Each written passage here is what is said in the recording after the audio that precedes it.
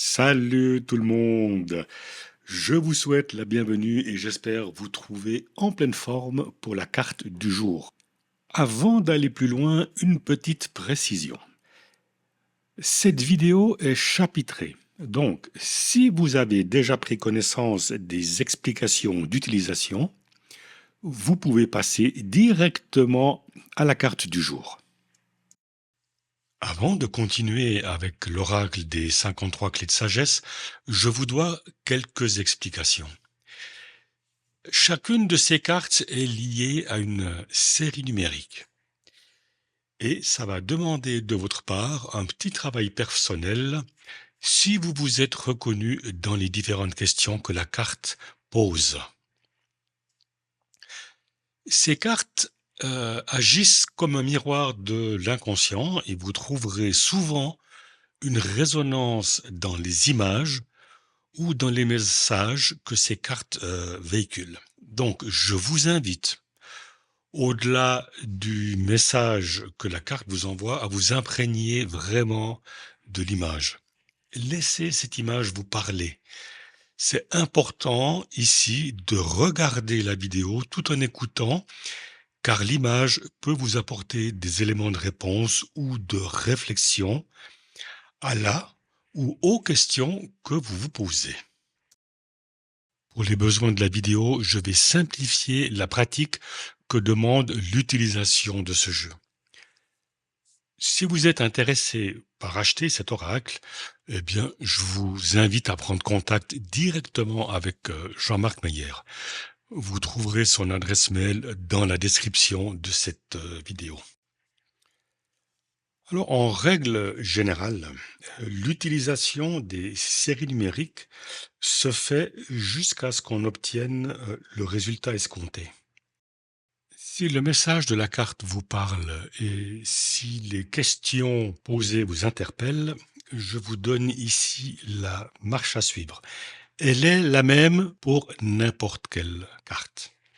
Donc, dans un premier temps, vous allez faire une déclaration d'ouverture avec la phrase suivante. Je m'extrais de la conscience collective et de mon histoire personnelle. J'entre dans la lumière de mon âme. Je suis dans l'esprit du Créateur, je vois, et j'agis comme le Créateur voit et agit. Ma transformation contribue au développement harmonieux de tous et de tout ce qui est et au salut global. Maintenant, je vais vous donner une ou deux idées de ce que vous allez pouvoir faire avec tout ça. Vous pouvez, par exemple, programmer un cristal de roche en y inscrivant la série numérique avant de le porter sur vous. Vous pouvez aussi informer une carafe d'eau transparente en y inscrivant la série numérique. Méditez avec cette série numérique ou simplement la répéter comme un mantra, particulièrement avant d'aller se coucher. Vous pouvez aussi afficher la série numérique dans un endroit visible, un endroit que vous fréquentez régulièrement, en prenant un court moment pour vous concentrer sur elle. Vous pouvez également intégrer la série numérique dans votre pratique de cohérence cardiaque ou toute autre pratique corporelle. Vous pouvez la graver, l'inscrire sur une bougie. Lorsque la bougie est allumée, vous vous concentrez sur la série numérique tout en formulant votre intention de normalisation. Le but dans tout cela, c'est la régularité, le faire tous les jours jusqu'à ce que vous obteniez le résultat escompté. Aujourd'hui, le jeu nous offre la carte numéro 35, Imagination créatrice. La suite numérique est 5, 2, 1, 9, 6, 1, 0, 7, 0, 7, 4, 3, 1, 2. Georges Bernard Shaw écrivait, je cite, « L'imagination est le commencement de la création. Vous imaginez ce que vous désirez, vous voulez ce que vous imaginez et enfin, vous créez ce que vous voulez. L'imagination créatrice est la capacité de voir au-delà du réel pour créer des mondes, des objets ou des concepts qui n'ont pas d'analogue. Elle transforme les pensées en projets concrets, un peu comme un sculpteur qui façonne une statue à partir d'un bloc de pierre. Tout ce qui existe dans le monde de l'homme a d'abord existé dans son imagination. Napoléon Hill souligne ici que toute réalisation concrète découle d'une idée ou d'une vision née dans l'imagination avant de prendre forme dans la réalité. Je passe aux questions.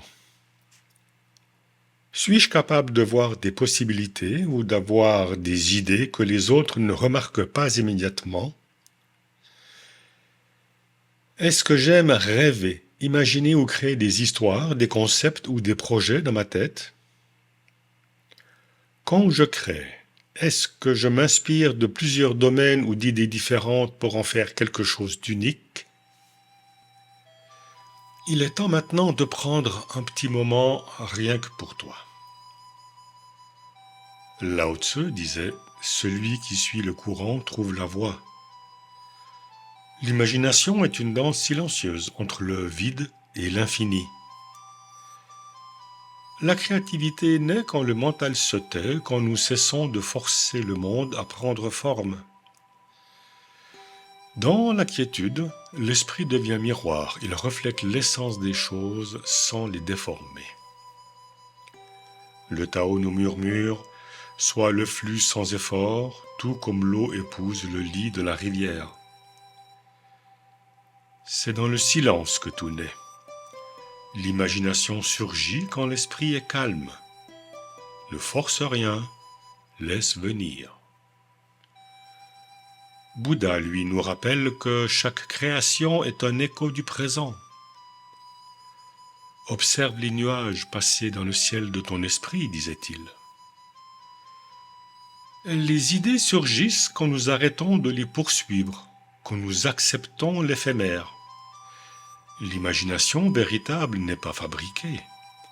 Elle se dévoile tout comme le lotus qui s'ouvre sans un bruit. Le Tao et le Dharma se rejoignent ici et nous disent « Pour créer, il faut d'abord être. Lâcher le désir de contrôler, accueillir le vide fertile car c'est dans le calme que résonne la mélodie de l'invisible. Quand l'esprit est libéré des attachements, il devient un espace infini. Un espace où les idées prennent forme, où la création devient naturelle, fluide, évidente. Et soudain, l'inattendu devient possible. Voilà les amis, c'est terminé pour aujourd'hui. Je vous souhaite une excellente journée, faites-vous du bien et surtout prenez soin de vous. Si ça n'est pas encore fait, profitez de vous abonner et d'activer la clochette pour être notifié à chaque nouvelle vidéo. Je vous donne rendez-vous demain pour une nouvelle carte des 53 clés de sagesse. Bye bye.